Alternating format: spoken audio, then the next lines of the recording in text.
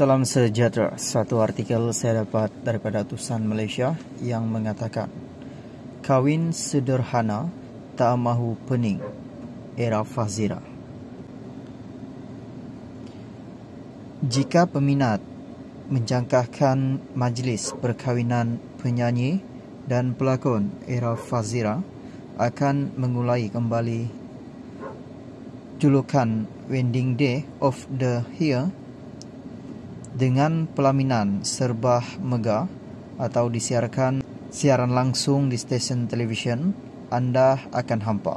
Bagi era atau Fazira Wan Cek 51, jika benar takdir menjodohkannya sebagai pasangan suami isteri dengan usahawan Izwan Zain, beliau mahukan sebuah majlis yang serba sederhana namun penuh dengan suasana ceria, menjamu sahabat dan orang-orang yang mendoakan kebahagiaannya selama ini.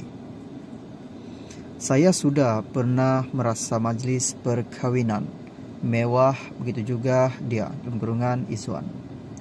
Jadi jika benar ada jodoh saya, mahu majlis itu sangat sederhana dan ringkas tapi seronok. Tidak mahu besar-besaran, itu impian saya. Cukuplah. Lagi pula kalau majlis besar-besar, pening banyak kerja. Saya mau santai-santai sahaja, katanya sambil ketawa ketika ditemui utusan Malaysia baru-baru ini.